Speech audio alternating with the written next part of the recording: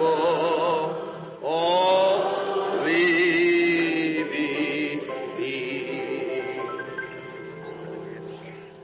Restons debout pour un moment de prière, inclinant nos têtes. Dieu bien-aimé, nous estimons que c'est un grand privilège d'être ici ce soir, en cette occasion pour apporter un Christ vivant à un monde et une génération qui se meurt. Nous voudrions demander, Seigneur, que tu oignes nos paroles et nos efforts, afin qu'ils ne te reviennent pas à vide, mais qu'ils accomplissent ce à quoi ils étaient destinés. Aide chaque homme, chaque femme, chaque jeune homme ou jeune fille qui sont dans le besoin ici ce soir. Et Père, nous savons que nous sommes tous dans le besoin. Et lorsque nous nous en irons ce soir, puissions-nous sentir dans notre cœur la même chose que ceux qui vinrent d'Emmaüs après qu'ils eurent reçu le témoignage de la résurrection de Christ, disant, notre cœur ne brûlait-il pas au-dedans de nous lorsqu'il nous parlait le long du chemin? Accorde-le, Seigneur. Guéris les malades et les affligés.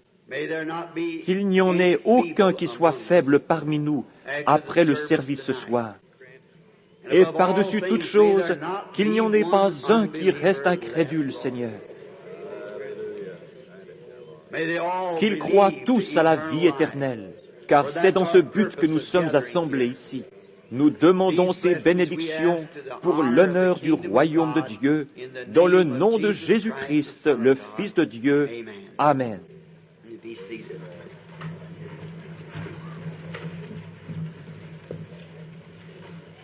Vous pouvez vous asseoir. Il est bon de revenir ici ce soir. Je vois qu'il y en a quelques-uns debout là autour, et je pense que nous sommes maintenant en contact téléphonique avec différentes villes à travers le pays, San Francisco, Tucson et jusque dans l'Est. Nous leur adressons nos salutations par le moyen du téléphone. Nous sommes dans l'auditorium ici ce soir, et la totalité de l'auditorium est comble. Les allées et les murs sont pleins de gens debout. Nous comprenons que demain soir, nous essayerons d'ouvrir un autre côté ici, vers le gymnase, et avoir un plus grand auditorium qui pourra peut-être accueillir 2000 personnes de plus. Nous l'espérons ainsi pour demain soir, car si l'auditorium est rempli ce soir, le premier soir, eh bien nous croyons qu'il le sera plus encore demain soir. Et je vois qu'ils ont aussi placé des chaises d'appoint ce soir. Nous sommes dans de grandes attentes. D'abord de la venue du Seigneur Jésus. Ensuite, du salut des âmes perdues qui voudraient le recevoir ce soir et être prêtes pour sa venue lorsqu'il apparaîtra. Je désire donner des salutations spéciales et souhaiter la bienvenue à tous ces excellents hommes sur l'estrade, qui, ai-je compris, sont des ministres pour la plupart. 200 ou plus se tiennent sur l'estrade et nous sommes certainement reconnaissants qu'ils soient ici. À vous tous, où que vous soyez dans les différentes parties du pays. Je me rends compte que quelques-uns ici viennent d'outre-mer. Ainsi, nous sommes reconnaissants que vous soyez ici à vous réjouir de cette communion avec nous, qui sommes dans l'attente de ce que Dieu va nous donner pendant cette réunion. Il semble que depuis le moment où j'ai pensé revenir pour ces quelques jours de réunion, mon cœur était étrangement en alerte par un grand sentiment que quelque chose est sur le point d'arriver. Je ne sais pas exactement ce que c'est, mais j'espère que c'est une glorieuse révélation de Dieu qui nous préparera et fera de nous de meilleurs citoyens de son royaume, alors que nous marchons dans ce monde obscur de péché et d'incrédulité. Ce terrain ce soir, ce lieu même, représente une grande chose pour moi. Depuis que j'ai su qu'ils allaient construire cet auditorium scolaire ici, j'ai désiré tenir un service en cet endroit. Je suis très reconnaissant au conseil d'administration de l'école et à ceux qui nous ont gracieusement laissé le faire. C'était à cet endroit, exactement où ce bâtiment se tient ce soir, qu'une grande chose est arrivée il y a quelque 30 ans, exactement sur ce même terrain. Ce n'était rien d'autre qu'un champ de genêts en ce temps-là. Et je vivais dans une petite maison juste par ici, à environ 200 mètres. J'étais très inquiet à l'époque au sujet du salut de mon père et de ma mère, qui sont partis tous les deux ce soir. Et particulièrement ce jour-là, j'étais inquiet au sujet de mon père. Je me souviens, je dormais sous le porche. Il faisait chaud, c'était l'été. Je crois que ceci figure dans la brochure intitulée « Jésus-Christ, le même hier, aujourd'hui et éternellement ». Ou bien c'était dans la brochure intitulée « Je n'ai pas désobéi à la vision céleste ». Et, étant étendu sous le porche, je fus soudain réveillé. Et un fardeau vint sur mon cœur pour mon père. Comme beaucoup d'entre vous ici de la ville connaissiez mon père, je pense que c'était un grand homme. Bien qu'il fût un pécheur, mais il avait une mauvaise habitude que j'ai tout le temps essayé de combattre autant que je l'ai pu. C'est la boisson. Et cette nuit-là, il était en train de boire. Je me suis levé avec un lourd fardeau pour lui sur mon cœur. Je n'étais qu'en pyjama. J'ai alors enfilé mon pantalon tout en gardant ma veste de pyjama par-dessus. Et suis allé me promener à travers ce champ de genêts jusqu'à l'endroit même où se tient ce bâtiment maintenant. Et je me suis agenouillé pour prier pour mon père. Et pendant que je priais et demandais à Dieu de le sauver et de ne pas le laisser mourir pécheur, car je l'aimais, pendant que j'étais en prière, je me levais pour regarder vers l'est. Et j'eus une vision. Le Seigneur Jésus était là, se tenant juste au-dessus de moi. Beaucoup d'entre vous connaissez la vision. Maintenant, autant que je sache, je ne suis pas sujet aux illusions d'optique, mais les visions sont réelles. Et le Seigneur Jésus se tenait là. C'était la première fois que je le voyais dans une vision de ce genre. Il était probablement à environ 3 mètres au-dessus de ma tête, se tenant en l'air, avançant un pied comme pour faire un pas. Il était habillé d'un vêtement blanc, avec une frange sur le pourtour. Ses cheveux descendaient sur ses épaules. Il ressemblait à l'homme que la Bible dit qu'il était, d'une trentaine d'années, mais quelqu'un de petit, frêle, très petit. Il paraissait ne pas peser plus de 60 kilos. Je regardais, je pensais qu'il y avait quelque chose qui n'allait peut-être pas. Aussi, je me frottais les yeux et regardais de nouveau. Et il se tenait comme de côté, de profil en quelque sorte. Et son visage ressemblait à celui que j'ai toujours vu en vision. Il était comme la tête de Christ à 30 ans d'Hoffman. C'est la raison pour laquelle je l'ai dans ma maison, dans mes livres, partout je peux la mettre, parce que c'est comme cela qu'elle est la plus ressemblante, seulement il paraissait petit.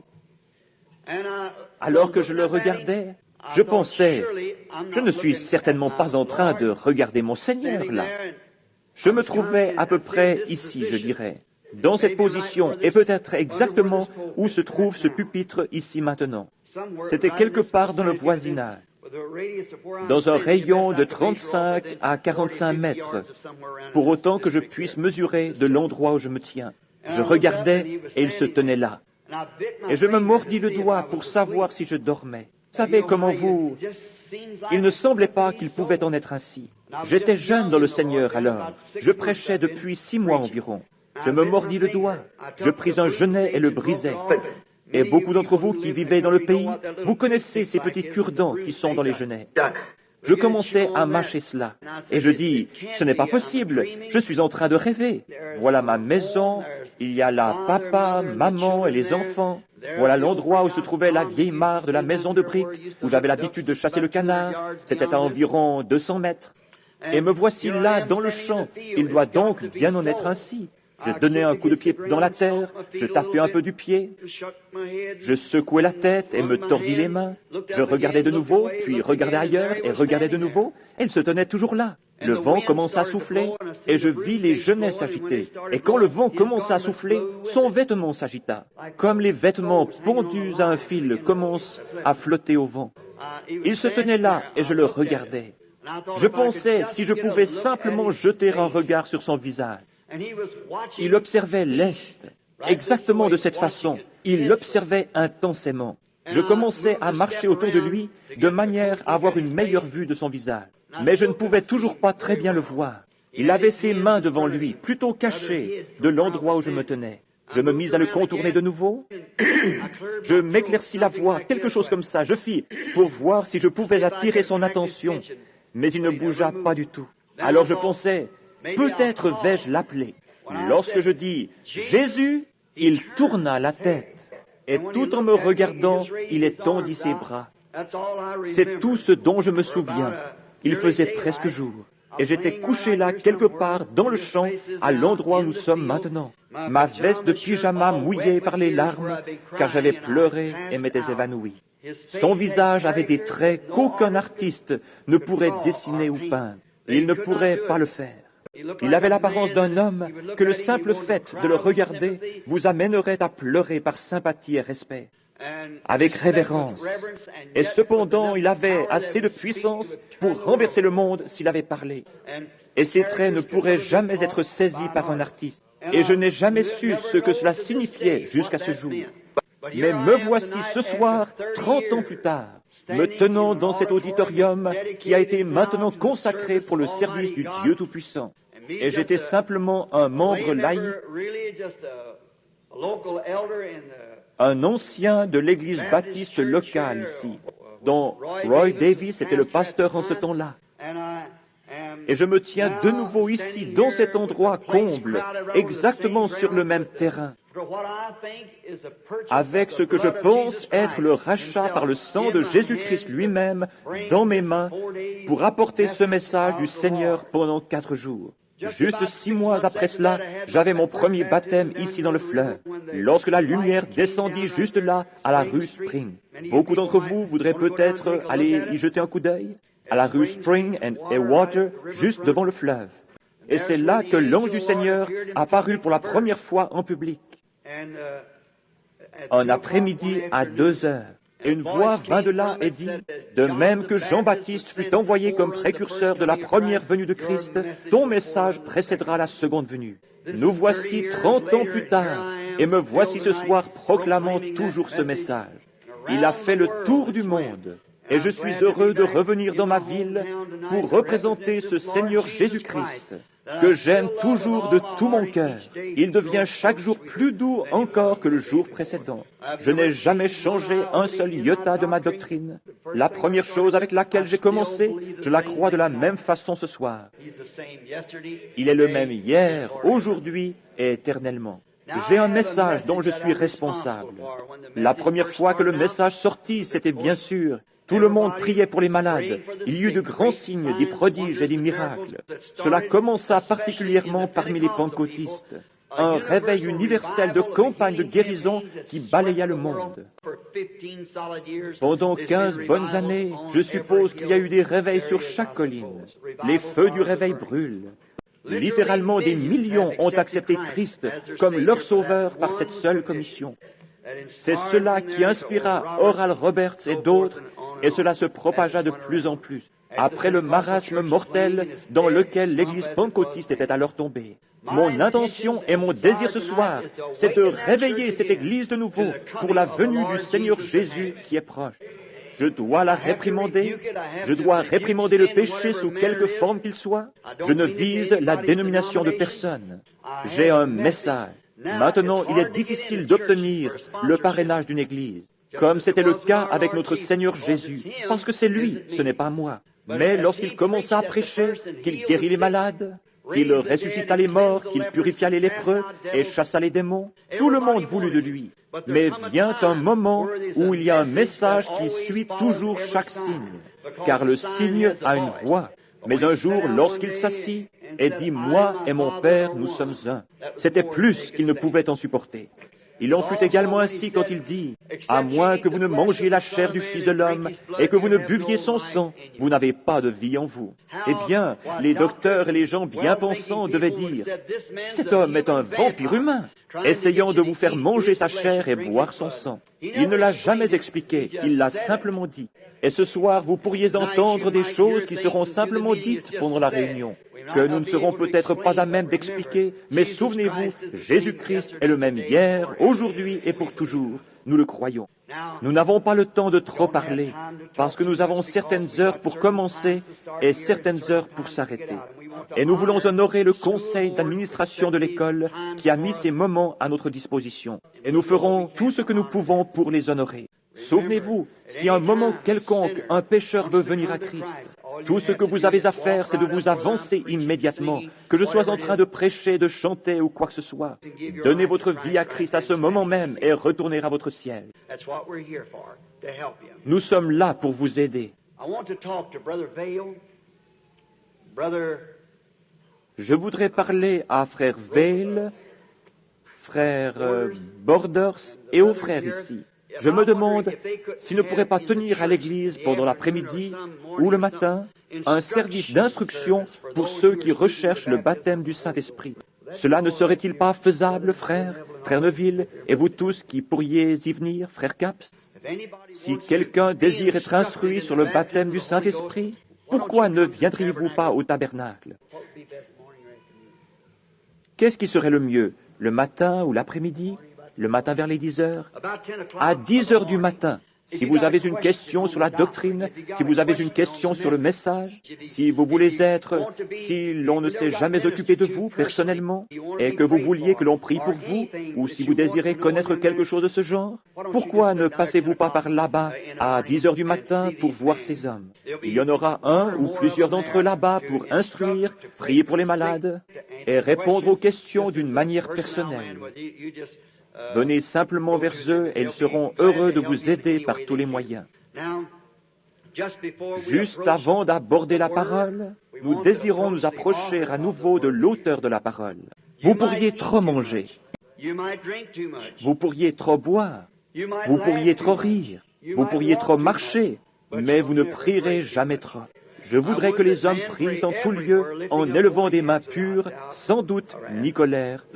Prions. Bien-aimé Jésus, auteur de la parole de vie, et tu es cette parole, nous nous approchons solennellement de toi, ô Dieu, après que j'ai expliqué la vision dont tu m'as attesté la véracité.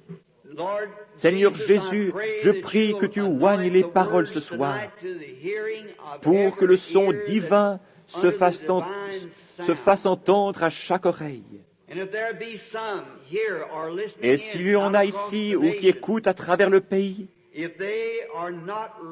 qui ne soient pas prêts à cette heure pour répondre au défi de l'heure, le message venant de Dieu, qu'ils se repentent et soient prêts, car le royaume de Dieu est proche. Nous prions pour qu'il en soit ainsi ce soir avec eux, qu'ils répondent au défi de cette heure. Ô Dieu, je désire prier pour demander de l'aide, connaissant la responsabilité et ce que cela signifie, de devoir répondre au jour du jugement, de tout ce que j'aurais dit ici et partout ailleurs. Aide-moi à être tout à fait sincère, Seigneur, dans tout ce que je fais ou que je dis dans ta parole, afin qu'elle puisse porter du fruit. Car ta commission était que cette parole ne quitte pas ta bouche, mais médite-la jour et nuit, pour que tu prennes garde à faire tout ce qui est écrit dans la loi. Car alors tu feras réussir tes voies, et alors tu prospéreras. Ne t'ai-je pas commandé, fortifie-toi et sois très ferme, car le Seigneur ton Dieu est avec toi partout où tu iras. Seigneur Jésus, accomplis-le ce soir. Nous te prions dans le nom de Jésus. Amen. Vendredi et samedi de 10h à midi, au tabernacle, 8e rue et rue Penn, il y aura des enseignements et des réponses sur la doctrine, la prière pour les malades et autres. Venez, si vous avez des questions, quel que soit votre besoin, il y aura quelqu'un pour s'en occuper. Que le Seigneur vous bénisse. Maintenant, pour ce service d'ouverture ce soir, je ne peux rien faire d'autre que de l'introduire directement par notre message. C'est pour cela que nous sommes ici. Et c'est pour cela que je suis revenu. Et dimanche matin, le Seigneur voulant, je désire relever ce grand défi de ce jour au sujet de mariage et divorce. Maintenant, dans Galates 4, 27, je désire lire ces paroles, Galates 4, 27 à 31 inclus. Car il est écrit, « Réjouis-toi, stérile, toi qui n'enfantes point, éclate et pousse des cris, toi qui n'as pas éprouvé les douleurs de l'enfantement, car les enfants de la délaissée seront plus nombreux que les enfants de celle qui était mariée. Or nous, frères, comme Isaac, nous sommes les enfants de la promesse. Mais comme alors, celui qui était né selon la chair persécutait celui qui était né selon l'esprit, il en est de même aussi maintenant. Mais que dit l'Écriture? Chasse l'esclave et son fils, car le fils de l'esclave n'héritera pas avec le fils de la femme libre. Ainsi, frères, nous ne sommes pas enfants de l'esclave, mais de la femme libre. Que le Seigneur ajoute ses bénédictions à la lecture de sa parole. Maintenant, je crois qu'ici, j'ai pris un texte comme ceci, très curieux, inhabituel. Mais quelquefois, nous trouvons Dieu à des heures, dans des manières ou des choses curieuses, inhabituelles. Des choses curieuses, inhabituelles. Parce que Dieu est inhabituel et ceux qui le servent vraiment de tout leur cœur le servent d'une manière inhabituelle pour les choses ou les voies du monde. Ce texte est intitulé « La semence n'hérite pas avec la balle ». Paul parle ici de la semence littérale des deux fils d'Abraham. Paul se place volontiers lui-même dans une position de naissance par la femme libre. Nous savons qu'Abraham eut deux fils par deux femmes différentes. Dieu lui fit une promesse que par Sarah, il y aurait un fils qui naîtrait et que par ce fils, le monde serait béni. Toutes les nations seraient bénies par ce fils. Et on croit communément, particulièrement parmi les Juifs, que c'était Isaac. Mais ce n'est pas cela. Le fils promis d'Abraham, c'est Jésus. Et il provient de la semence royale promise d'Abraham. Mais Abraham eut deux fils, l'un par Agar, qui était la servante de sa femme, une jolie, ravissante servante égyptienne qu'Abraham avait prise là-bas en Égypte pour en faire la servante de sa femme. Et Sarah, pensant que Dieu ne serait pas capable d'accomplir sa promesse, dit à Abraham de prendre sa servante Agar et de se marier avec elle, la polygamie étant légale en ces jours-là, pour avoir l'enfant, que c'était de cette façon que Dieu l'avait prévu, qu'elle ne devait avoir l'enfant que par Agar. Mais nous découvrons qu'il n'en était pas ainsi. Nous comprenons aussi que Dieu est rendu parfait en trois. Dieu est rendu parfait en trois. La grâce est en 5, l'accomplissement est en 7, comme le monde. Dieu est rendu parfait en Père, Fils et Saint-Esprit. C'est la perfection de la divinité. Le tout formant un Dieu en trois manifestations de trois attributs d'une fonction ou trois fonctions dans la seule divinité. Il y a aussi trois pas de la grâce pour la perfection de l'Église. Justification, sanctification, baptême du Saint-Esprit. Cela consiste en la nouvelle naissance, juste le type de la naissance naturelle. Lorsqu'une femme donne naissance à un enfant, la première chose qui vient, c'est l'eau, ensuite le sang, puis la vie.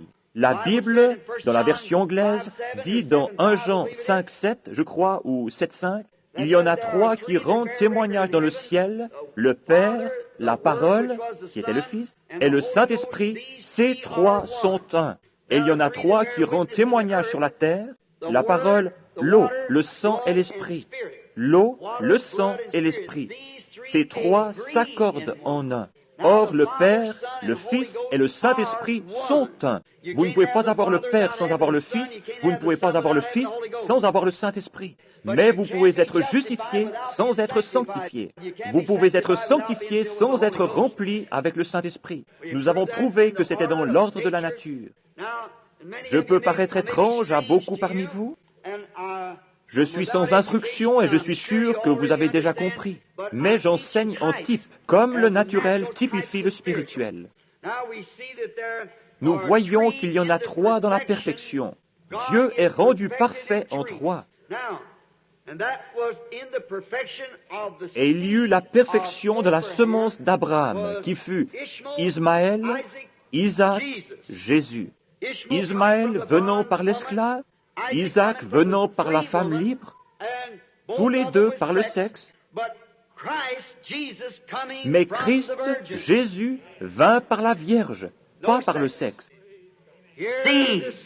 Voici cette semence, une semence, pas des semences, mais une seule semence. Les autres n'étaient pas la semence d'Abraham, parce que la semence d'Abraham fut sa semence de foi dont Dieu parla, pas sa semence naturelle. Parce qu'après que Sarah fut morte, Abraham se maria avec une autre femme et eut 7 fils sans compter les filles. Ainsi, ce n'était pas les semences d'Abraham, c'était la semence d'Abraham, une seule. Et c'était la semence de foi d'Abraham, annonçant la semence royale qui devait venir par la foi d'Abraham. Pas la vie naturelle d'Abraham, mais la vie spirituelle d'Abraham, qui prit tout ce qui était contraire à la parole de Dieu et le considéra comme n'existant pas. Il crut Dieu, contre toute espérance, il crut dans l'espérance. Voilà la véritable semence dont nous parlons. Ici, cependant, nous avons une image. La semence commença, la semence de la promesse commença en doutant légèrement de la promesse originale. Voyez-vous comment elle commença bas en doutant de la promesse originale? Dieu promit à Abraham que par Sarah il aurait cet enfant. Mais observez, maintenant la première semence d'Abraham, par l'intermédiaire de l'esclave, vint à cause du fait que Sarah douta que ceci pourrait arriver, parce qu'elle était vieille et avait dépassé l'âge d'avoir un enfant. C'est ainsi que commence l'Église, c'est ainsi qu'elle commence toujours. Vous partez d'en bas, vous ne partez pas du sommet. Un homme qui essaierait de monter sur une échelle et qui essaierait d'aller d'abord en haut se casserait le cou. Vous devez commencer et construire jusqu'à ce point-là. Et nous trouvons ici la promesse de Dieu commençant à se manifester au travers d'un programme de Dieu interrompu à la suite d'un léger doute. C'est de la même façon que le péché commença dans le Jardin d'Éden. C'est ainsi que la mort vint par le péché. Lorsqu'une seule parole de Dieu fut mal interprétée ou mise en doute, vous ne pouvez pas mettre en doute ou mal placer une seule parole de Dieu qui est « Ainsi dit le Seigneur ». Que chaque parole soit ainsi. Et ici, Sarah, elle, à qui la promesse, Sarah étant une femme qui est un type de l'Église, douta du programme original de la parole promise de Dieu et dit, « Toi, Abraham, mon mari, prends avec toi cette belle servante, vis avec elle et sois un mari pour elle. Et Dieu donnera cette semence de la promesse à travers elle, et je prendrai l'enfant. » Vous voyez, le fait de contourner juste un petit iota changea le programme entier. Par conséquent, nous devons prendre chaque parole de Dieu comme étant « Ainsi dit le Seigneur ». Chaque parole de Dieu est vraie. Ici, la semence débuta alors par une promesse qui fut légèrement mise en doute. Isaac étant la semence de la femme libre à qui la promesse avait été faite, engendra, comme Paul essayait de l'expliquer ici dans Galates, il engendra la semence promise naturelle. Et il finit par dire ici que les enfants de la femme esclave ne peuvent hériter avec les enfants de la femme libre, parce qu'ils sont de deux catégories différentes. Et c'est vrai, l'incroyant ne peut pas hériter avec le croyant. Il n'y a aucun moyen du tout. C'est là qu'est le trouble aujourd'hui. Vous ne pouvez faire qu'un poulet dénominationnel croire avec un aigle. Vous ne pouvez simplement pas le faire. C'est là que le trouble vient. Vous devez croire chaque parole de Dieu. Vous n'héritez pas ensemble, pas plus que vous vous joindrez à lui. Vous ne pouvez le faire.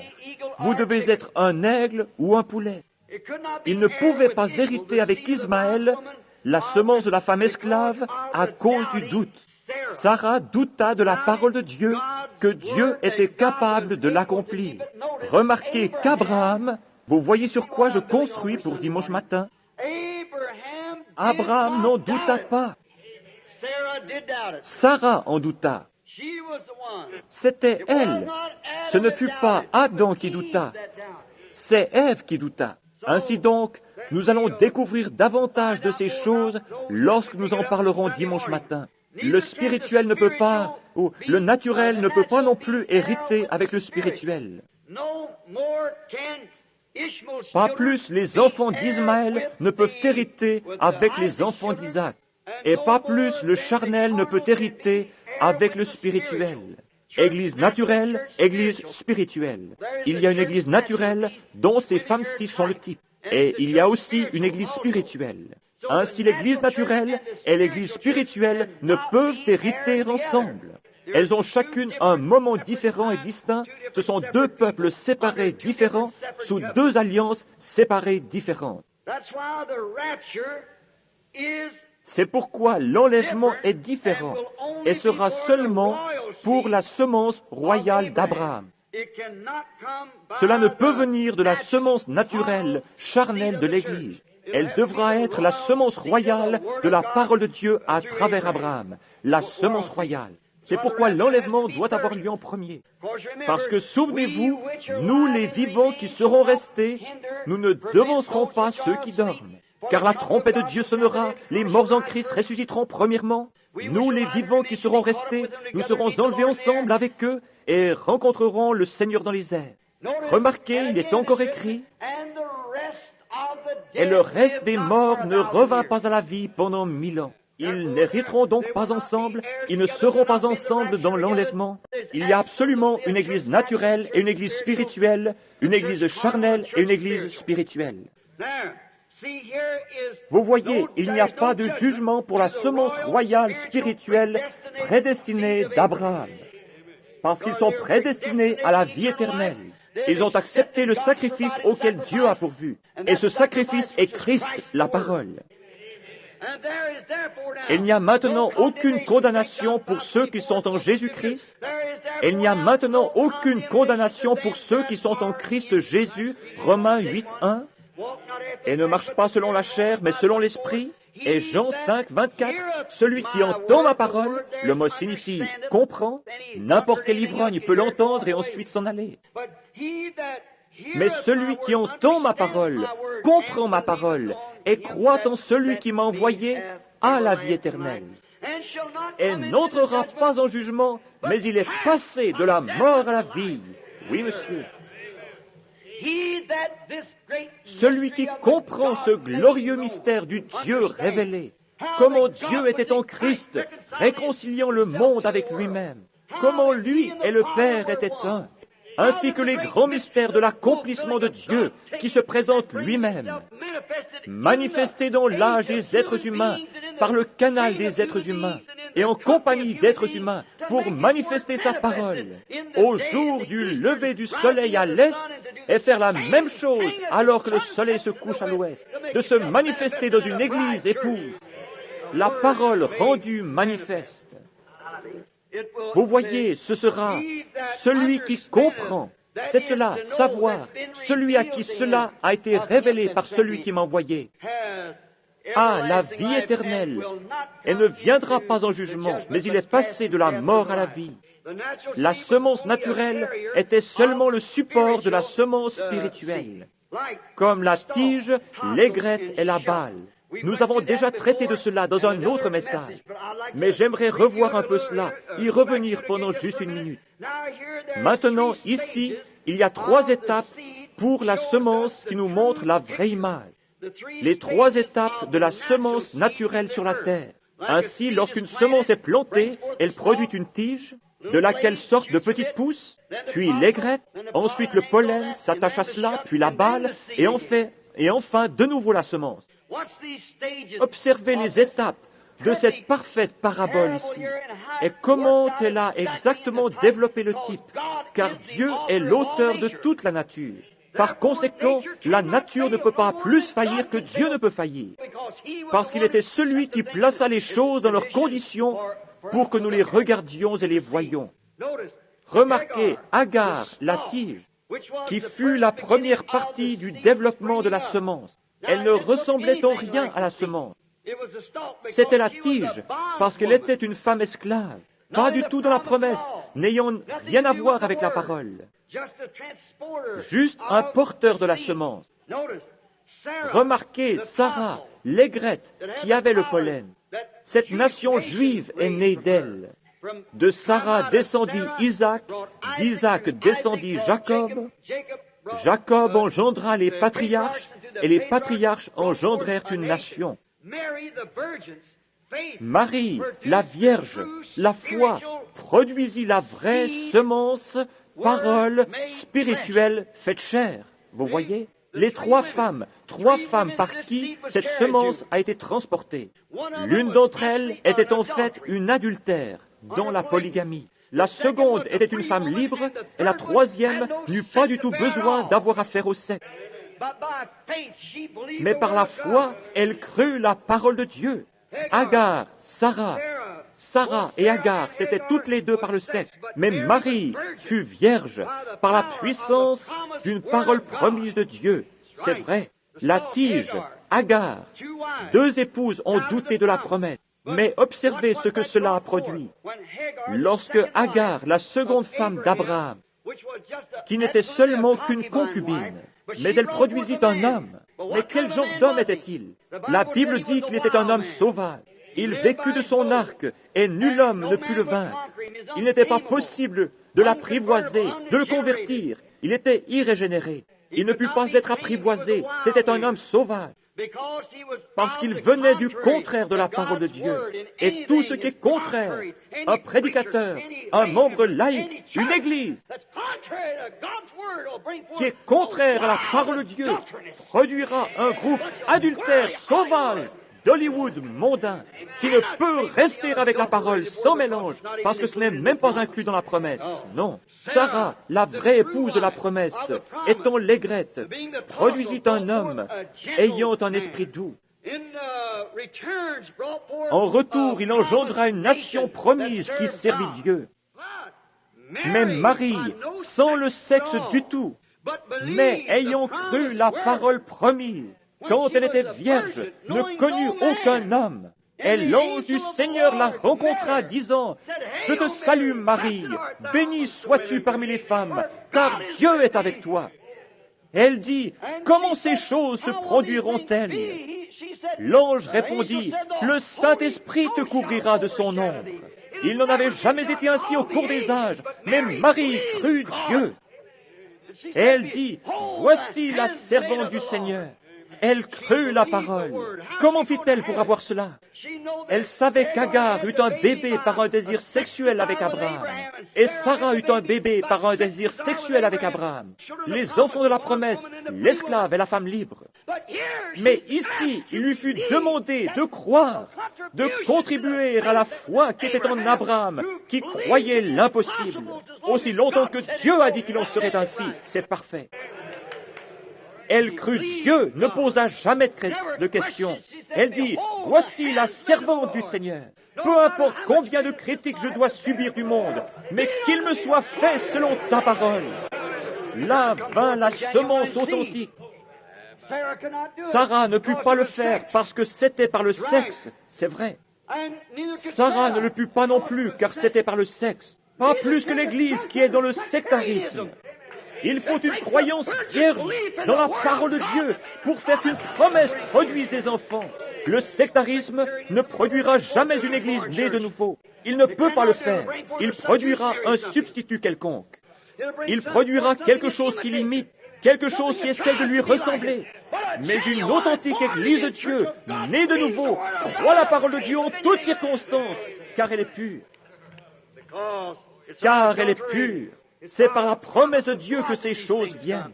Marie, la véritable personne, hors du sexe dit, « Qu'il me soit fait selon ta parole. Voici ta servante. » Et elle produisit. Que produisit-elle? Pas un homme sauvage, pas une nation. Produisit la parole. Dieu lui-même manifesté dans la chair. Amen. La vraie semence de Dieu qui manifesta chaque promesse que Dieu fit dans la Bible. Sans lui, aucun homme ne peut vivre. Elle était la vraie semence. Elle était au-delà. Elle fut la balle qui produisit le grain. Les deux autres furent des porteurs de vie, seulement comme la semence naturelle. Marie, rappelez-vous, j'ai dit que les deux autres, Marie, ne la faites pas à Dieu, comme des gens essayent de le faire. Elle n'était pas un Dieu, non monsieur. Elle fut seulement un porteur de la semence, comme les autres l'étaient. Mais de même que la foi dans la parole fait avancer vers l'image réelle, c'est ainsi que le blé mûrit. Vient une tige, puis le pollen, puis vient la balle. Mais quand vous pensez, cette balle, si vous ne faites pas attention, elle ressemble exactement au véritable blé. Mais lorsqu'elle est ouverte, le véritable blé est à l'intérieur. C'est de nouveau seulement un porteur. Ainsi, vous voyez Marie, pas par le sexe, mais par la foi. Quelque chose exactement comme cela. Marie n'était pas cette semence. Marie fut un porteur de la semence. Il fut la semence authentique de foi. Parce que la parole de Dieu, c'est par la foi qu'il la donne à Abraham. Et seule la foi peut produire ce que Dieu a dit qu'il ferait, la foi en sa parole. Remarquez combien plus Marie fut comme la chose réelle, mais en tant que la balle. La balle étreint cette semence en elle-même, la protège et la nourrit, jusqu'à ce qu'elle se trouve seule, mûre. Ainsi ce troisième âge de l'Église de Pentecôte retint ce grain pour le faire mûrir, jusqu'à ce que ce fût le moment que la balle s'ouvre. Marie, étant la mère de Christ, fut juste un incubateur. Il n'avait pas le sang de Marie, il n'était pas de sang juif, il n'était pas de sang gentil, il était du sang de Dieu. Dieu créa ce sang. Ce ne pouvait pas être par le sexe. Il ne fut ni juif ni gentil. Le bébé n'a pas une seule goutte du sang de sa mère. Le sang vient du Père. Nous savons que l'hémoglobine est dans le mâle, comme pour les poulets. Ils peuvent avoir un œuf, une poule peut avoir un œuf, mais si elle n'est pas allée avec l'oiseau mâle, le coq, il n'éclora jamais. Il est non fertile, bien qu'il ressemble exactement à un véritable œuf fertile. Chaque élément paraît le même, mais il n'a pas la vie en lui. Il en est de même avec les gens qui confessent Christ. Beaucoup d'entre eux ressemblent à des chrétiens, essayent d'agir comme des chrétiens. Mais vous devez avoir Christ à l'intérieur de vous, ce qui est la parole manifestée. Sinon, cela ne vous fera pas devenir un vrai chrétien croyant en la Bible. Ce sera toujours quelque chose de dénominationnel. Il ne peut pas vivre parce qu'il n'y a pas de vie en lui pour vivre. Un œuf ne peut éclore, il pourrit là dans le nid si la poule n'est pas allée avec l'oiseau mâle. C'est juste comme les membres d'une église. Vous pouvez les pouponner, en faire des diacres et tout le reste, mais vous avez un nid plein d'œufs pourris tant qu'ils ne se sont pas accouplés au mâle, c'est vrai. La balle était un porteur, elle nourrissait la semence, c'est vrai. Alors voici la semence elle-même doit quitter la balle, ou la balle doit se retirer de la semence pour permettre à celle-ci de s'exposer au soleil et arriver à maturité. Nous voyons tout en type. Voyez ici, maintenant, combien elle est prête. L'Église de ces derniers jours se met à ressembler à la semence elle-même. Regardez comme cette dénomination de Pentecôte qui s'est levée dans les derniers jours. Nous l'expliquerons un peu plus tard. Comme ils arrivent presque à ressembler exactement à la semence. Lorsque la balle est sortie du brin d'herbe du froment, après que le pollen soit tombé là dans la seconde étape et produit la troisième étape, qui est la balle, et si vous n'êtes pas un observateur réellement attentif, vous ne serez jamais en mesure de dire si c'est le vrai grain de blé là-dedans. Quand ce premier petit grain arrive, il ressemble à un grain. Mais cueillez-le et ouvrez-le et vous découvrirez qu'il n'y a là pas de grain du tout. C'est simplement la balle, un porteur du grain. Or, le grain provient de cela. Mais souvenez-vous, il n'y a plus rien après cette balle. Souvenez-vous, il n'y eut plus nulle part de semence promise à travers une femme après Marie. Et il n'y a plus de dénomination promise après la Pentecôte. C'est l'épouse destinée à l'enlèvement qui sort de la semence. La parole manifestée de nouveau. Remarquez, voyez combien cela paraît proche. Matthieu dit, Saint Matthieu 24 dit que les deux esprits, dans les derniers jours, l'esprit de l'Église, des gens d'Église, et l'esprit des gens de l'épouse, seraient si proches l'un de l'autre que cela séduirait les élus eux-mêmes si c'était possible. C'est proche à ce point-là. Regardez comme cela vient de la tige. Remarquez, maintenant, nous allons typifier quelque chose ici. Luther, dans l'âge de l'Église, produisant la semence, épouse, était le même en esprit. Juste un petit grain de semence sur lequel Luther se tint. C'était la justification par la foi. Il était le type même d'Agar, la tige. Remarquez, Wesley fut le type de Sarah, Philadelphie, l'âge de l'amour, qui apporta l'aigrette, qui, dans l'âge de Wesley, il y eut plus de missionnaires que nous n'en avons eu dans aucun autre âge. Le temps de John Wesley fut le grand âge missionnaire. Mais la Pentecôte représente Marie. Marie, la dernière étape. Or, elle n'était pas la semence. Cependant, la vie de la semence était en elle. Mais elle n'était pas encore arrivée à maturité. Je me sens très religieux.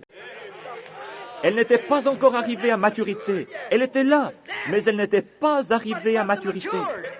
Ainsi en est-il avec notre âge pentecôtiste dans lequel nous vivons. Il doit arriver une parole de Dieu qui est qui est non dénominationnelle, en dehors du domaine de cette dénomination. Luther s'est arrêté sur sa première parole. Le juste vivra par la foi. Wesley eut deux mots. La sanctification, la seconde œuvre de grâce bien déterminée. La Pentecôte eut la troisième parole, la restauration des dons. Mais la semence entière doit venir. Voyez comment, avec une seule parole, ils ont fait une dénomination, avec une autre parole et une autre parole. Mais il doit y avoir quelque chose qui ne peut servir à faire une dénomination. C'est la totalité de la vie qui est là-dedans, qui doit se manifester de nouveau dans une épouse. Il ne peut plus y avoir aucun âge de l'Église après ceci. Nous sommes à la fin, frères et sœurs. Nous y sommes, nous sommes arrivés. Grâce soit rendue à Dieu. Amen. Nous voyons maintenant que ces choses sont tout ce qu'il y a de plus vrai. Alors nous remarquons encore que si elle est l'aigrette, ou si Wesley est l'aigrette, alors la Pentecôte est la balle, ce qui est l'étape suivante de l'arrivée du grain. Mes frères, sœurs, la tige n'est pas le grain, l'aigrette ne l'est pas non plus, la balle n'est pas non plus le grain, bien qu'à chaque fois, en mûrissant, cela ressemble davantage au grain. La tige ne ressemble pas au grain. Ensuite, que vient-il? L'aigrette, un petit bulbe. Elle ressemble plus au grain que le grain d'herbe. Que vient-il après? La balle. Elle contient le grain, elle nourrit le grain. Regardons maintenant à la promesse que Dieu a faite à Abraham. Ta semence, parlant spirituellement, n'importe lequel d'entre nous sait cela. Il parlait de Christ et non d'Isaac, à travers sa semence de foi. Remarquez, la première vint par une esclave. Cela ne ressemblait en rien à la promesse. Dieu n'a pas besoin de revenir sur sa parole pour qui que ce soit. Dieu dit comment elle arriverait, et c'est de cette façon qu'elle viendra. Mais Sarah, étant une représentation de l'Église, un type de l'Église, elle découvrit là elle dit, eh bien je crois que c'est un peu trop extraordinaire. Je ne peux même pas arriver à y croire.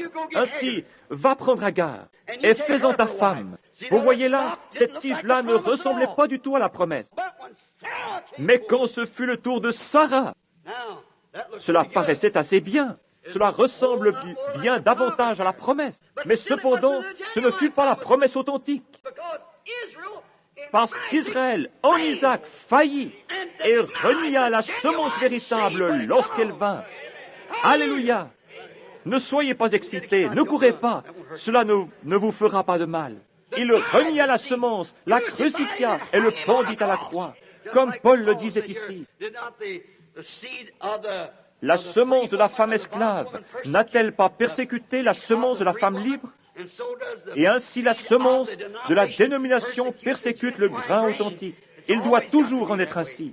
Ils n'hériteront pas ensemble. Ils ne sont pas associés ensemble. Ils sont absolument de deux promesses différentes, deux époques différentes, deux peuples tout à fait différents. L'un est une épouse et l'autre est une église. Pas de comparaison du tout entre elles. Mais cependant, elles ne sont pas la semence dont la venue était promise. Ni Sarah, ni Agar, ni Sarah, ni Marie ne furent la semence. Marie ne fut pas la semence, elle fut un porteur de la semence. Elle l'avait nourrie, elle la produisit depuis son sein, exactement comme la balle produit la vraie semence depuis son sein. Mais la balle n'est pas la semence. Elle est tout près de la semence. Elle est bien serrée autour de la semence. Pour en revenir à la tige, la vie se diffuse tout le long de la tige. Et quand vient le pollen, elle se concentre. Mais lorsque vient la balle, elle est exactement là comme si c'était la semence. Et sa forme est à peu près comme la semence. Jésus nous a dit ce qui arriverait dans les derniers jours, que ce serait si près que cela séduirait les élus eux-mêmes si c'était possible. Mais alors la semence provient de là. Et la balle, la vie quitte la balle. Et la balle est un porteur. Et c'est exactement ce qu'ont été nos dénominations, des porteurs. Luther, Wesley, les pentecôtistes. Et maintenant, c'est le moment pour la semence d'apparaître. Remarquez, Marie n'était pas la semence. La balle, l'aigrette et la tige n'étaient que des porteurs d'une partie de la parole, pas de toute la parole. Luther eut la justification, Wesley eut la sanctification, les pentecôtistes eurent la restauration des dons. Mais lorsque la parole vient, or ils pouvaient produire cela, cette justification qui sauve un homme. Vous croyez cela? Certainement. C'est un porteur de la parole, de même que je crois que la tige est une partie du blé. Assurément, elle l'est, mais c'est un porteur, elle n'est pas la vie. Puis la sanctification vient en suivant. Combien croient en la sanctification? Si vous croyez la Bible, vous devez y croire, assurément. Ainsi, ce n'est quand même pas, c'est un peu plus comme, c'est 2 mots de plus. Mais vient alors la Pentecôte, la restauration des dons. Le parler en langue, ils l'ont appelé l'évidence initiale du Saint-Esprit. Là, ils appellent cela l'évidence initiale, qui produit là quoi? La balle. Mais ils en ont fait une dénomination. Mais quand vous commencez à dire « Moi et mon Père, nous sommes un » et ces autres choses, alors la balle se retire de cela. Mais la véritable Église épouse authentique apportera l'entière parole de Dieu dans sa plénitude et sa force, car il est le même hier, aujourd'hui et pour toujours. Notez que dans le sein de Marie, il y avait la semence. Mais lorsque la semence fut mise au monde, elle dit, « Je viens pour faire la volonté de celui qui m'a envoyé. Moi et mon Père, nous sommes un. Si je ne fais pas ses œuvres, ne croyez pas en moi. » Voilà la semence. Lequel d'entre vous peut m'accuser d'incrédulité? Ce que la Bible avait promis que je ferais, je l'ai fait. Dieu l'a confirmé à travers moi, dit-il. Qui peut me dire maintenant, la semence?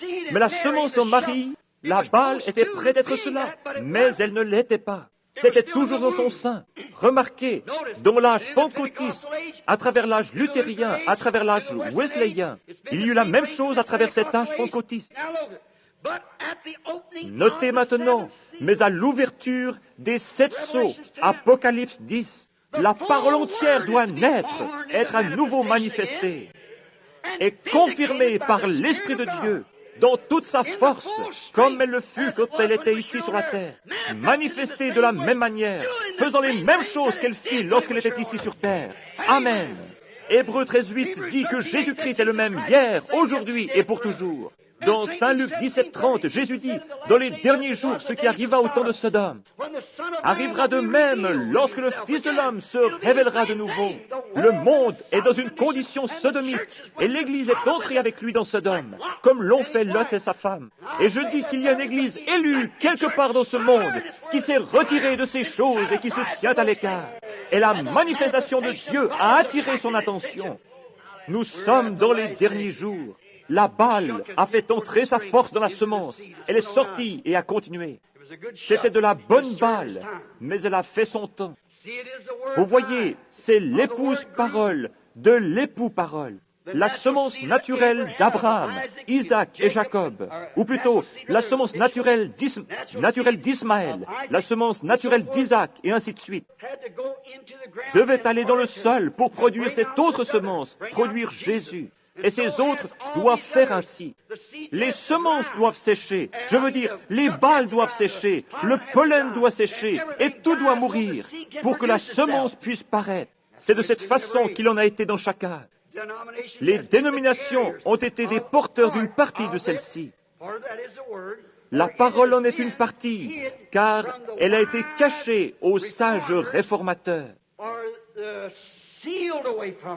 scellée pour eux, jusqu'à l'âge où l'aigle est apparu.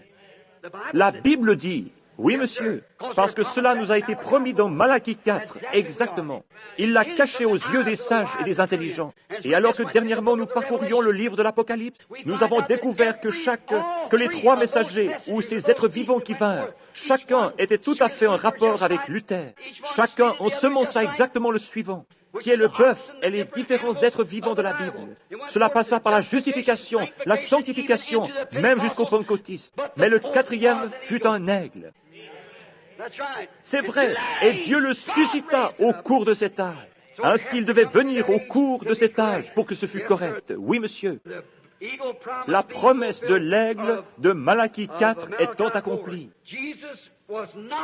Jésus n'était pas de Marie, mais vint à travers Marie, comme la vie passe par la balle. Maintenant, beaucoup d'entre vous, chers frères ou sœurs catholiques, qui êtes ici ce soir, vous pensez peut-être que Marie était la mère de Dieu, comme vous le dites. Comment pouvait-elle être la mère de Dieu alors que Dieu n'a ni commencement ni fin? Si elle était sa mère, qui était le Père de Dieu? Il était son créateur, et elle n'était pas son créateur. Il se créa lui-même dans le sein de Marie. Pas sa création à elle. Ce fut, il se créa lui-même. Il ne vint pas d'elle, mais elle vint de lui, c'est vrai. La Bible nous enseigne que toutes choses ont été faites par lui, et rien de ce qui a été fait n'a été fait autrement que par lui. Ainsi, comment aurait-il une mère alors qu'il était Dieu lui-même? Nous voyons ici maintenant la vraie révélation du vrai type. Il y eut 3 femmes porteuses de la semence naturelle jusqu'à ce qu'elles mûrissent en Jésus. Pourquoi Ismaël ne put l'être? Parce qu'il naquit, comme nous dirions aujourd'hui, hors du lit conjugal. Parce qu'il était le fils d'une femme esclave. Puis vint quelqu'un ressemblant un peu plus à Jésus, ce fut Isaac. Mais ce n'était pas encore cela parce qu'il naquit par le sexe entre Sarah et Abraham. Mais en continuant vint Marie, qui par la naissance virginale produisit Jésus-Christ. C'est vrai. Dieu, la parole faite chair. Maintenant regardez, il y eut 3 femmes. Il y eut 3 femmes en type ici, des églises. Les femmes typifient toujours des églises. Ce qui veut dire 3 âges dénominationnels, des porteurs, qui doivent aussi mourir et sécher, tout comme la balle, et ainsi de suite, pour préparer la place pour la semence. La semence ne peut mûrir tant que la balle, la tige et les feuilles ne sont pas toutes sèches. C'est vrai. Elle leur soutire toute la vie qu'elles ont. Amen. Cela, c'est tout ce que c'était plus.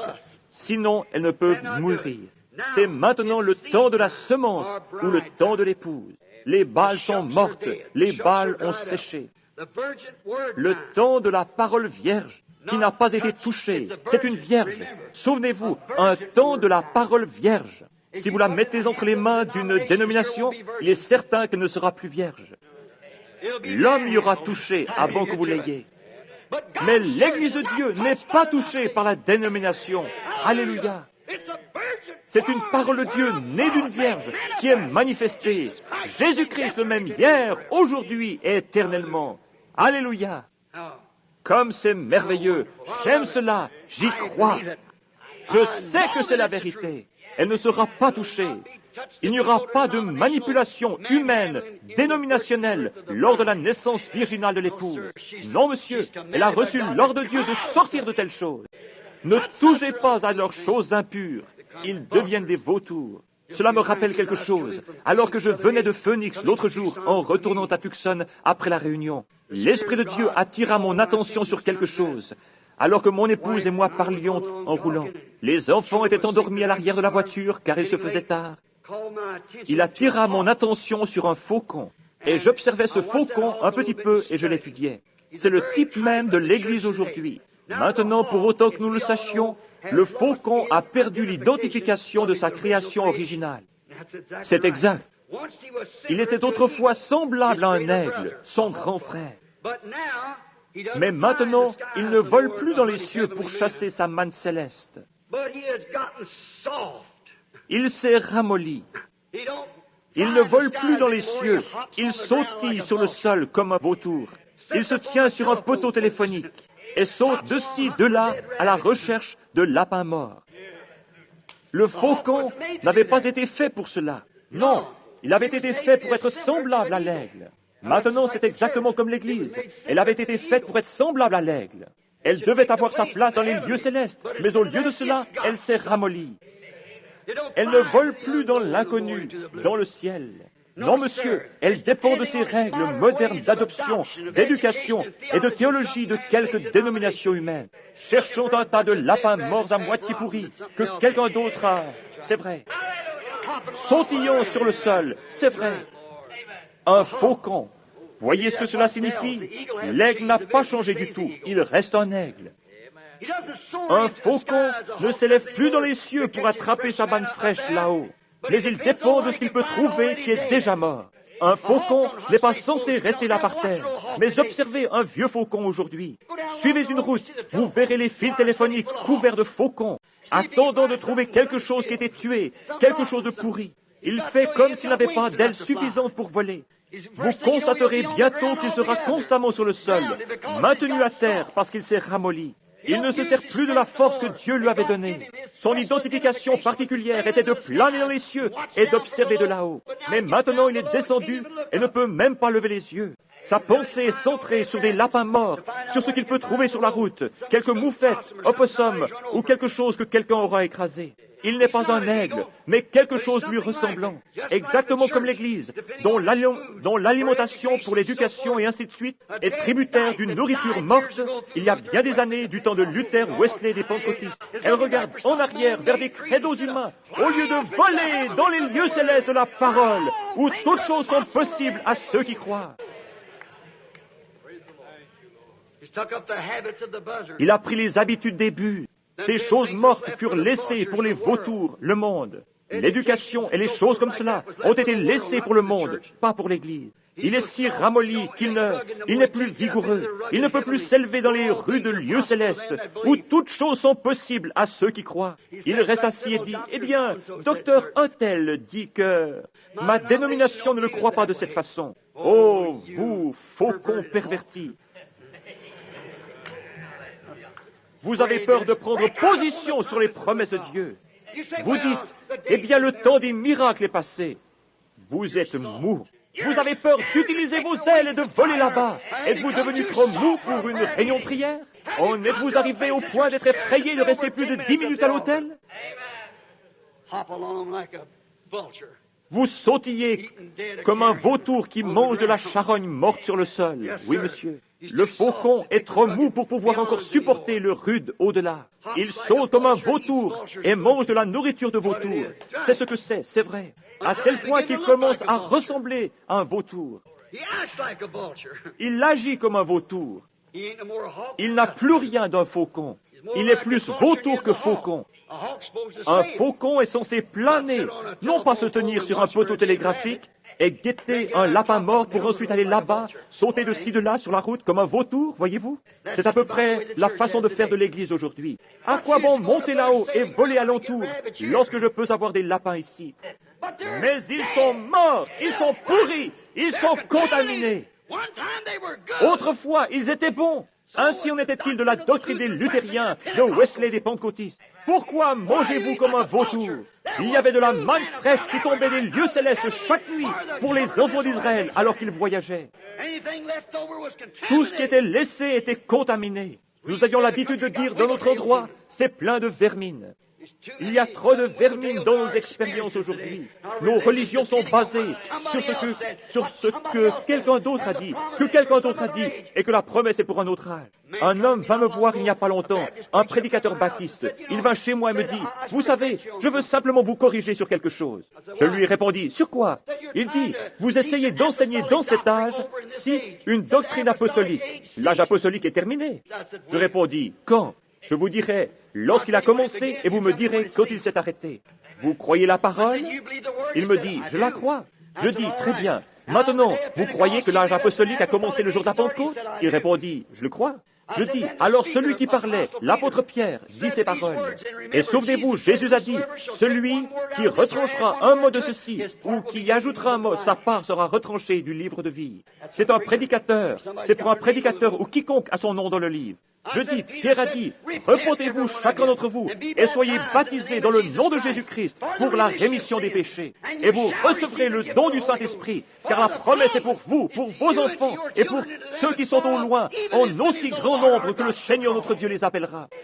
Quand alors se termina-t-il? Nous sommes toujours dedans. C'est une bande de faucons qui se sont transformés en buses et sautillent autour de quelques carcasses mortes qu'un autre âge a tué pour eux, c'est vrai.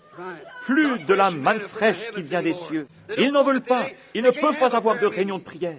Ils ne sont pas des aigles, pour commencer. Ils sont mous, pas vigoureux. Ils sautillent simplement là autour. Nos dénominations modernes sont ainsi. Elles s'appuient sur l'enseignement d'une théologie humaine qui essaie d'expliquer toutes ces choses. Et ils acceptent cela. Ils ne veulent pas prendre la parole qui dit que Jésus-Christ est le même hier, aujourd'hui et éternellement. Ils ne veulent pas prendre Malachie 4. Ils ne veulent pas prendre toutes les autres promesses concernant ce jour-ci et qui disent combien l'âge de l'Église, comme le prophète a dit, il y aura de la lumière au temps du soir. Ils ne prennent pas ceci. Ils veulent sautiller autour de ce qu'une quelconque organisation pentecôtiste a tué il y a 100 ans. Et manger de la manne à moitié pourrie. C'est vrai, elle n'est pas bonne. Remarquez, l'Église est si charnelle, elle se nourrit d'une charogne mondaine, des choses mortes du monde, exactement comme le fait le vautour. La politique de l'Église. Ils ne laissent pas le Saint-Esprit envoyer un homme vers une Église. Ils doivent avoir une politique et voir si la dénomination va le recevoir ou pas. C'est vrai, ils aiment le monde, ils s'habillent comme le monde, ils ressemblent au monde, ils agissent comme le monde, ils sont des vautours comme le monde, ils sont paresseux, mous, font des compromis. C'est comme ça, un point c'est tout. Avez-vous déjà vu un aigle faire des compromis? Non, monsieur. Il n'y a pas de compromis en lui. C'est pareil pour un chrétien authentique. Il n'est pas mou, il va chasser jusqu'à ce qu'il le trouve. Amen. Oui, monsieur, il trouvera sa nourriture. Il veut de la manne fraîche. Il va descendre et creuser jusqu'à ce qu'il la trouve. Il va voler de plus en plus haut. Si ce n'est pas dans cette vallée, il s'élèvera un peu plus. Plus vous allez haut, mieux vous pouvez voir. Ainsi, il est temps pour les aigles de ce jour de voler plus haut, de creuser dans les promesses de Dieu, de ne pas vivre de la nourriture de vautours qui a été tuée il y a des années. Sortez de là. La politique, voter pour ou contre, dire ceci, cela ou autre chose. Et le Saint-Esprit n'a plus droit de citer dans l'Église. Plus de réunions de prière, ne plus agoniser avec Dieu pour qu'il accomplisse sa parole. Ne plus croire que la parole est la même hier, aujourd'hui et éternellement. Ils ont simplement dégénéré en vautours, sont devenus une dénomination, ont mis leur nom dans le livre, sont devenus paresseux et mous, et se tiennent là-bas en savourant une sorte de charogne morte. Alors qu'ils devraient être au moins des faucons, qui sont des frères semblables à l'aigle. Le prophète qui a porté la vraie parole et la manifestait. Il se base sur une théologie humaine à moitié pourrie. Où est-ce que cela mène? Dans quelques programmes humains d'école du dimanche. Qu'un enseignant a tué pour eux là-bas dans un séminaire, leur disant que le temps des miracles est passé, le baptême du Saint-Esprit n'existe pas, tout ceci est de la bêtise. Vous voulez me dire qu'un aigle mangerait cela? Il ne le pourrait pas. Non, monsieur, pas plus qu'un chrétien ne mangera de cette charogne morte des vieilles doctrines dénominationnelles. Il veut la parole de Dieu fraîche, la promesse pour l'heure. Dieu promit des lapins au temps de Luther. Il promit d'autres choses au temps des autres. Mais maintenant, il nous a promis un repas complet, le menu complet en 7 plats. Car tous les 7 seaux sont ouverts et tout est prêt pour la parole de Dieu, pour ceux qui peuvent recevoir. Des faucons qui sautillent comme des buses. Oh là là! Pensez à cela, combien l'heure est critique. Autant le faucon a perdu depuis longtemps son identification de faucon, de même l'Église a perdu depuis longtemps son identification de petit frère de l'aigle, le prophète de Dieu. Autrefois, elle était porteur d'une vraie parole, la justification. Puis elle devint porteur de la sanctification. Puis elle devint porteur du baptême du Saint-Esprit, la restauration des dons. Mais alors, quand elle va et cherche à revenir constamment manger de la manne d'un autre jour, c'est pourri. Ce n'est pas bon. Un aigle authentique de ce jour sait que c'était très bien, mais nous avons reçu cela et plus encore, au point que Jésus-Christ est manifesté dans la plénitude de sa puissance, comme il l'avait promis pour ces derniers jours. Elle est une balle sèche maintenant. C'est passé. L'Esprit de Dieu est passé à travers elle. C'est vrai. Et elle n'héritera pas avec la semence parole confirmée. Elle n'héritera certainement pas. Elle ne sera pas dans l'enlèvement. Elle sera un membre d'Église. Elle pourra venir à la seconde résurrection et sera jugée selon ce qu'elle aura entendu. Si vous êtes ici ce soir juste un membre d'Église, quel sera votre jugement quand nous devrons tous nous tenir là et témoigner que vous avez entendu la vérité? Vous voyez? Elle ne vole plus dans le firmament, dans l'inconnu, dans le surnaturel, où il y a la puissance, et dans les auteurs des promesses de la parole éternelle de Dieu, qui a rendu toutes choses possibles pour ceux qui croient. Elle ne veut pas croire cela. Elle retombe sur les fils téléphoniques et dit, « Ma dénomination dit que les lapins font l'affaire. » Bien qu'ils aient des vers, c'est très bien quand même, voyez-vous. Elle se base là-dessus. La Pentecôte est comme sa sœur vautour dénominationnelle, occupant maintenant des sièges au grand conseil des impies, certainement, écoutant leurs dirigeants politiques mondains, la nourrissant de la nourriture de vautour, de lapins morts et de quelque chose qui est passé depuis 50 ans. Voilà la condition de l'Église pentecôtiste. Oh là là! De même que Sarah essaya d'accomplir la promesse du surnaturel en choisissant Agar. De même, l'Église essaye de provoquer un réveil.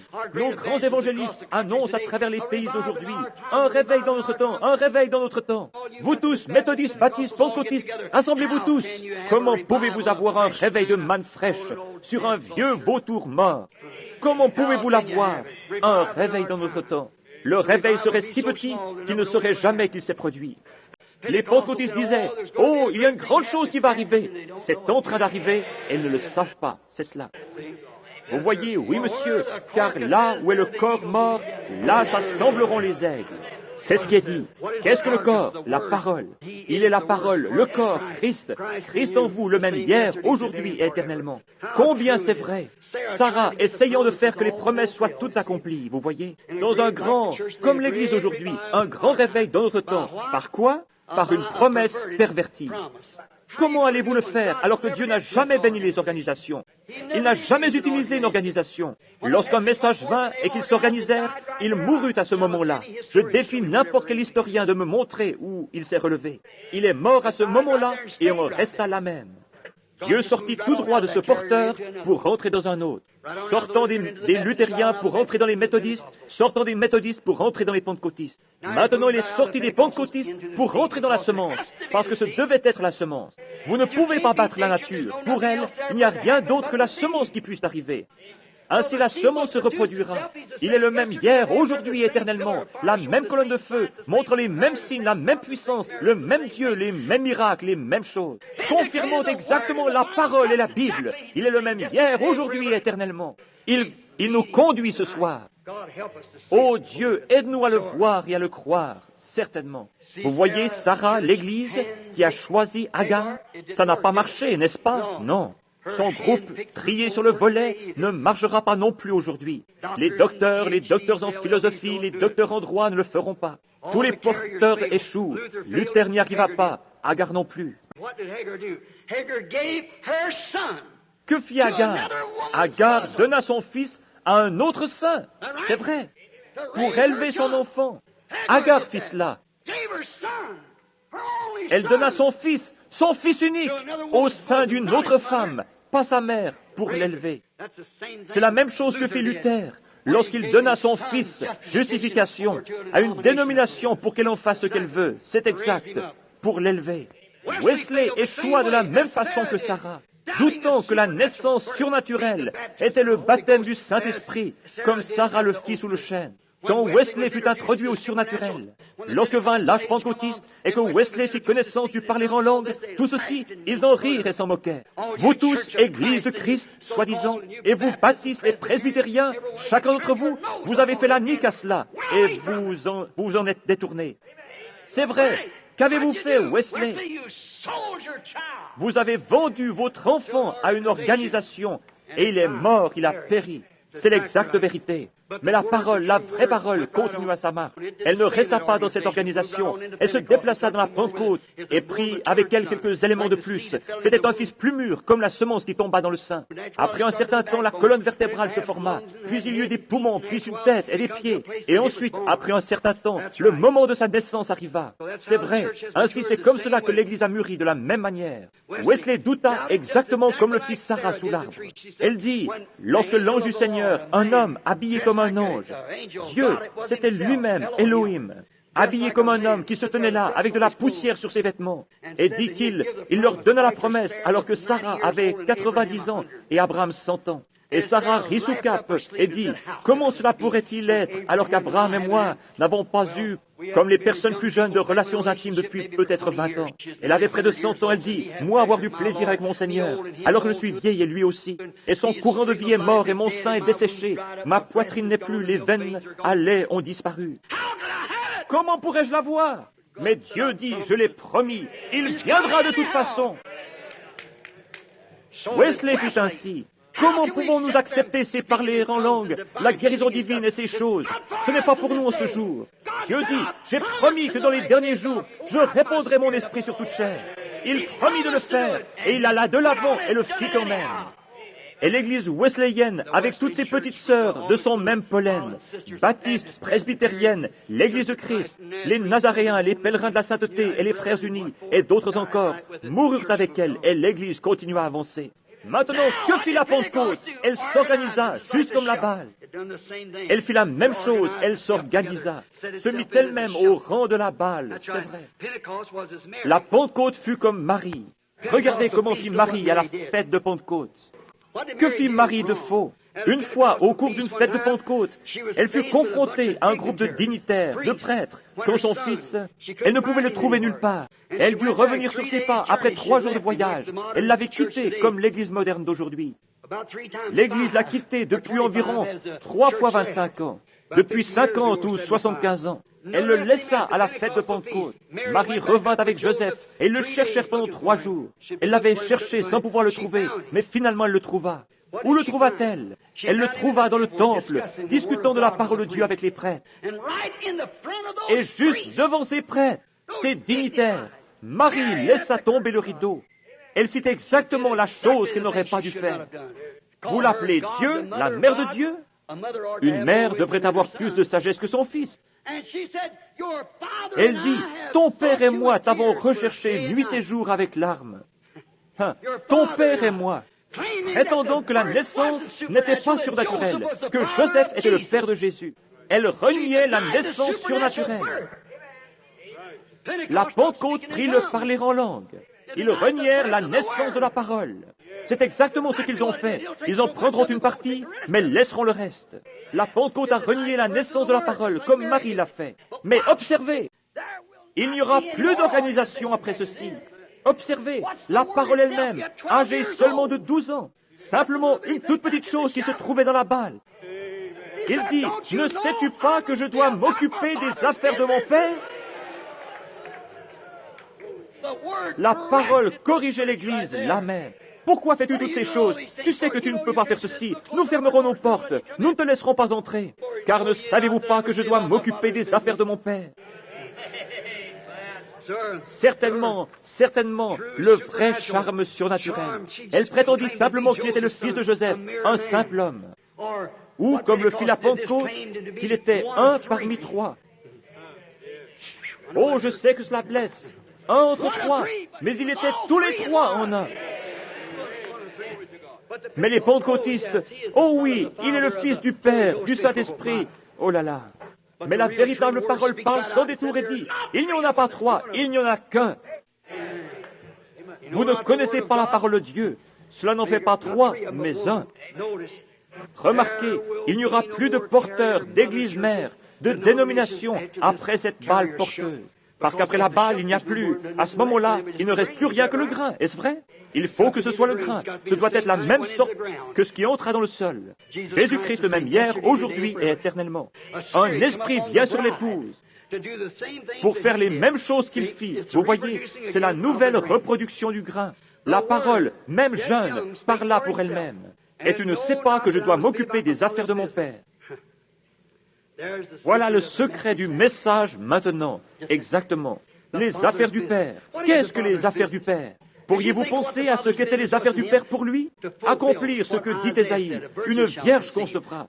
Accomplir ce que dit encore Ésaïe. Le boiteux bondira comme un cerf.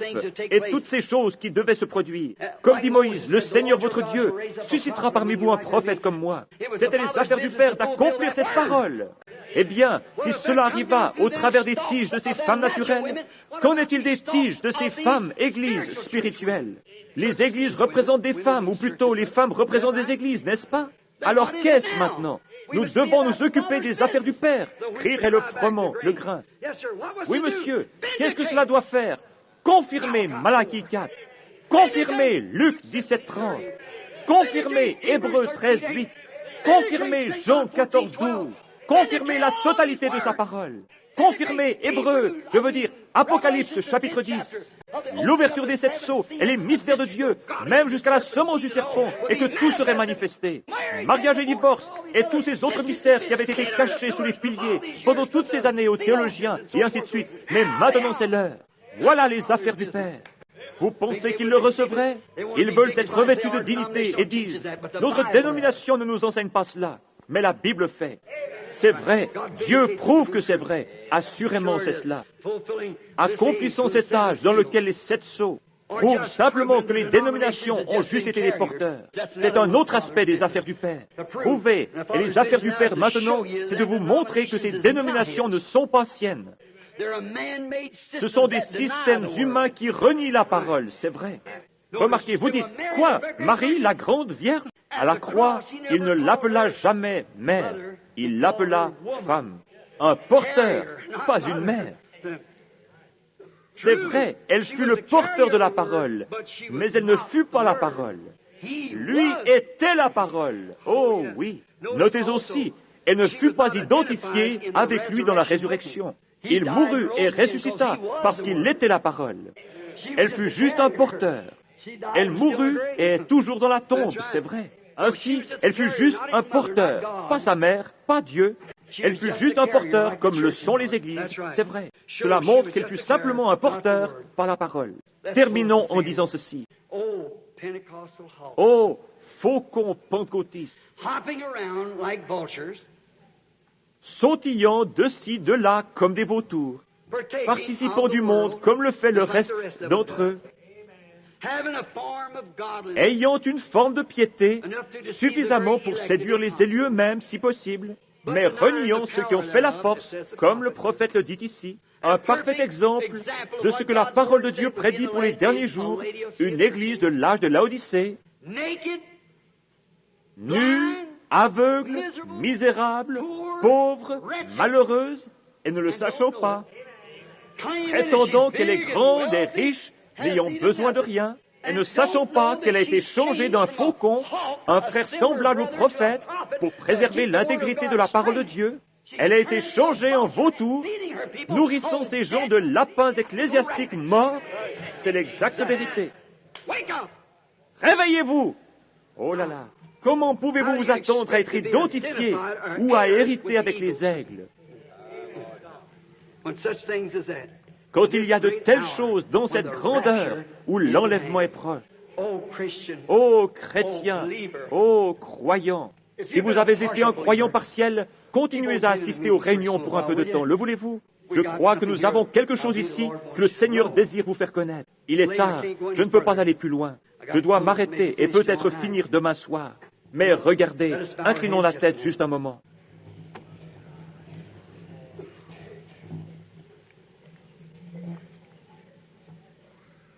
Je ne veux pas que vous remarquiez quelle grammaire j'utilise, mais je désire que vous preniez garde juste une minute à ce que j'ai dit. C'est assez clair pour que vous le compreniez, j'en suis sûr, si vous le désirez. Si vous êtes ici ce soir et que vous n'avez pas cette expérience. Je ne dis pas, vous dites, j'ai dansé dans l'esprit, sautant tout autour. Oui, les faucons font la même chose. C'est comme les corbeaux et les vautours. Je ne demande pas cela. Que mangez-vous? Où allez-vous chercher votre repas quotidien? De quoi vous nourrissez-vous? De la parole de Dieu ou de quelque vieille charogne qui a été utilisée là-bas il y a des années et des années? Votre expérience est-elle faite ce soir de quelque chose que vous avez pris il y a plusieurs années? Ou bien est-ce frais et nouveau ce soir, une nouvelle manne qui vient juste de tomber du ciel, dont vous nourrissez votre âme en attendant pour demain quelque chose de bon et de meilleur? Si vous n'êtes pas ainsi, maintenant, avec vos têtes baissées, vos yeux fermés et vos cœurs inclinés, posez-vous cette question sincère. Et pas vers moi, mais vers Dieu. Voulez-vous lever votre main en témoignage que vous dites ceci? Ô Dieu, conditionne mon âme et mon esprit pour que je puisse me nourrir uniquement de la parole de Dieu. Voudriez-vous simplement lever la main et dire, Dieu vous bénisse, Dieu vous bénisse. Je ne sais pas exactement combien il y en a ici ce soir. Je ne sais pas bien évaluer les foules, mais je dirais qu'au moins un tiers ou plus ont levé la main, voulant que leur âme soit conditionnée. Souvenons-nous-en dans la prière maintenant, alors que nous inclinons nos têtes. Dieu bien-aimé, je suis seulement responsable de dire la parole. Et par ces simples petites paraboles, des petits types, les gens voient que l'un n'héritera pas avec l'autre. Et nous savons que dans les derniers jours, il va y avoir des gens qui vont être enlevés dans les cieux. Et certains d'entre eux seront ici quand Jésus viendra. Et nous nous attendons à ce qu'il vienne ce soir même.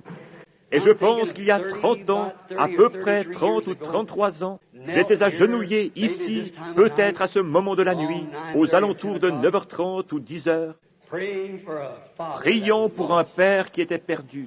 Ce soir, Seigneur, je prie pour de nombreux pères, de nombreuses mères et des frères, des sœurs. Ne ferais-tu pas miséricorde, Dieu bien-aimé? Il est maintenant trop tard pour mon père de faire quelque chose à ce sujet. Il est passé au-delà des frontières de cette vie. Et bientôt, Seigneur, nous passerons tous par ce chemin. Je dois aussi emprunter ce chemin. Chaque homme, chaque femme, jeune homme ou jeune fille ici doit emprunter ce chemin. Et nous serons responsables de ce que nous faisons de la parole de Dieu. Combien cet homme paraissait petit à côté de David lorsqu'il cracha sur lui.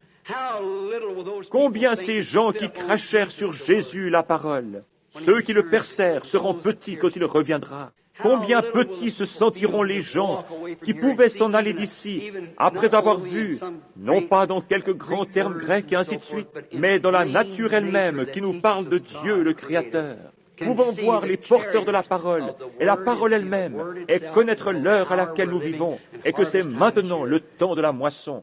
Dieu bien-aimé, ne nous laisse pas nous détourner de ceci pour quelque folie du monde, mais laisse-nous le recevoir ce soir de tout notre cœur. Et Seigneur, crée en moi un bon esprit, l'esprit de vie, afin que je puisse croire toutes tes paroles, accepter Jésus la parole, le même hier, aujourd'hui et éternellement, et croire aujourd'hui à la partie qui a été donnée pour cet âge-ci.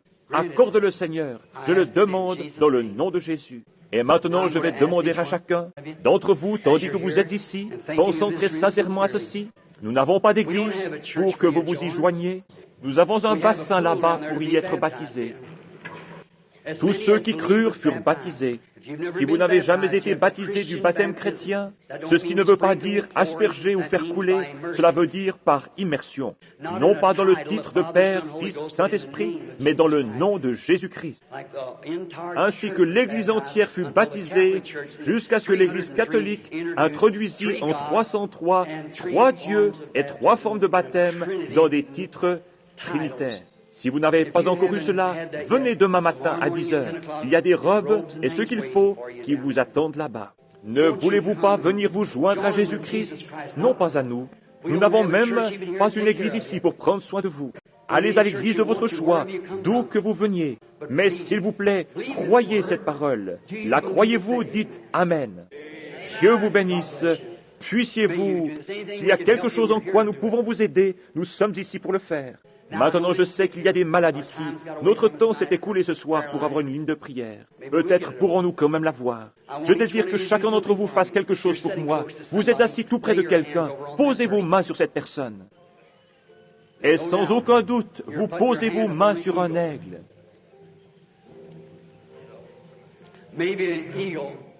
Peut-être un aigle qui avait mangé de la nourriture de vautour quelque part, et on est dégoûté.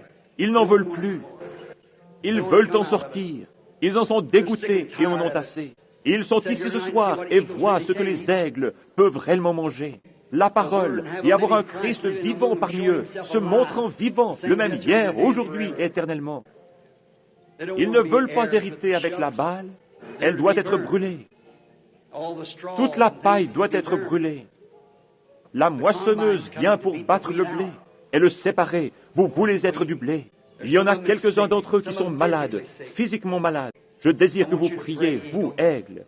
Priez pour votre frère, votre sœur, aigle, là, alors que je prie pour vous ici. Puisse l'Esprit de Dieu venir sur vous. Souvenez-vous, je vous donne la nourriture de l'aigle, la promesse de Dieu. Il appelle ses prophètes des aigles. Il s'appelle lui-même un aigle. Il est l'aigle Jéhovah. Et pendant que vous avez vos mains posées sur quelqu'un, priez pour lui. Notre Père céleste, ta parole dit que la dernière commission que tu as donnée à ton Église fut « Allez dans le monde entier prêcher l'Évangile ». Ce sont les ordres généraux. Celui qui croira, qui sera baptisé, sera sauvé. Celui qui ne croira pas sera condamné. Ces signes suivront ceux qui croient. Dans mon nom, ils chasseront les démons. Ils parleront de nouvelles langues. S'ils boivent quelques breuvages mortels, il ne leur fera aucun mal. S'ils saisissent les serpents, ils ne leur feront point de mal. Et s'ils imposent les mains aux malades, ceux-ci guériront. Ô aigle Jéhovah, nourris tes petits ce soir avec cette parole, Seigneur. Ils en ont besoin. C'est le repas dont ils ont besoin. C'est ce dont ils ont besoin, connaître ce qu'est la nourriture, ce qu'est le « ainsi dit le Seigneur ». Tu as promis que s'ils imposaient les mains les uns aux autres, ils seraient guéris. Ô Seigneur Dieu, enlève maintenant de nous tout doute et toute pensée de vautour. Nous nous nourrissons solennellement de la nourriture d'aigle, de la parole de Dieu. Que tout esprit impur qui est dans ces gens, tout esprit de doute, tout esprit de crainte, toute prétention dénominationnelle, toute habitude, toute maladie, toute affection parmi le peuple parte dans le nom de Jésus-Christ, que cela sorte de ce groupe de personnes et qu'ils puissent être libres depuis cette heure-ci, afin qu'ils soient capables de manger de la nourriture d'aigle que nous croyons que tu vas nous envoyer au cours de cette semaine, Seigneur. Brisant ces sceaux et nous montrant ces mystères qui ont été cachés depuis la fondation du monde, comme tu l'avais promis. Ils sont à toi, Père, dans le nom de Jésus-Christ. Amen. Tous ceux qui croient et acceptent, levez-vous et dites, je crois, j'accepte cela, ce que Dieu m'a promis, je le reçois. Que le Seigneur vous bénisse. C'est merveilleux, tout le monde est debout, c'est bien. Un accord pour « Je l'aime ». Chantons-lui ce cœur maintenant. Je l'aime, parce qu'il m'a aimé le premier. Tous ensemble maintenant. If you do, let's raise our hands.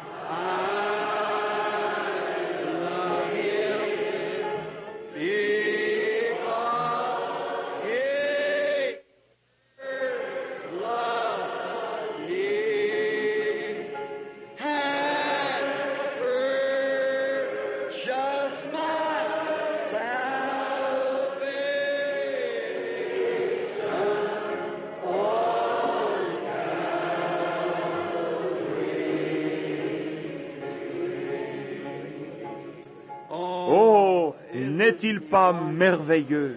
Serrons-nous la main l'un l'autre. Frère aigle, tournez-vous simplement. Sœur, serrez-vous la main alors que nous chantons. I love him.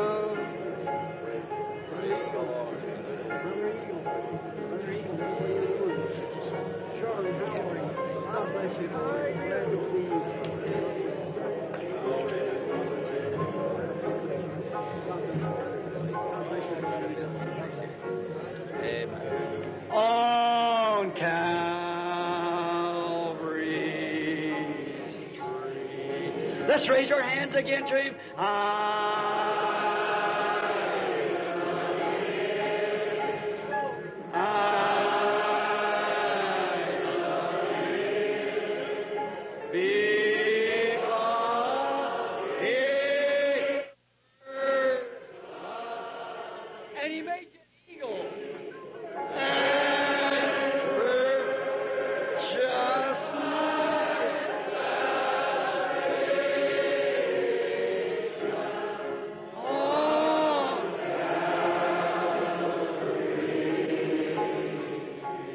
Comment saurez-vous, comment le monde saura-t-il que vous aimez Jésus? Parce que nous nous aimons les uns les autres. C'est ainsi que le monde, vous voyez, Dieu voit votre foi, le monde voit vos actions. Aimez-vous les uns les autres maintenant, soyez aimables les uns avec les autres, parlez-vous l'un l'autre, soyez patients l'un avec l'autre. Et pour toute instruction supplémentaire que nous pouvons vous donner concernant le baptême, la recherche du Saint-Esprit, nous n'avons pas suffisamment de salles ici pour faire cela, vous comprenez? L'appel à l'autel, si Dieu vous a convaincu que ceci est vrai, que Jésus-Christ est le même hier, aujourd'hui et éternellement, et que vous désirez vous joindre à lui, allez et soyez baptisés demain dans son nom. Il y aura là-bas des hommes pour vous instruire. Nous ferons tout ce que nous pourrons pour vous aider.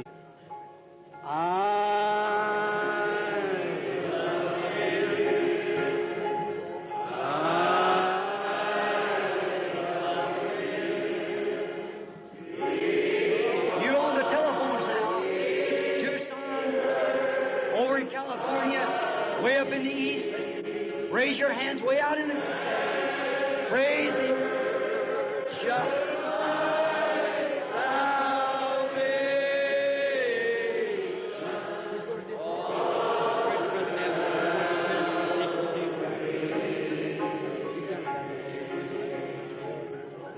Maintenant, jusqu'à demain soir, je vous remets à Frère Neville, notre pasteur.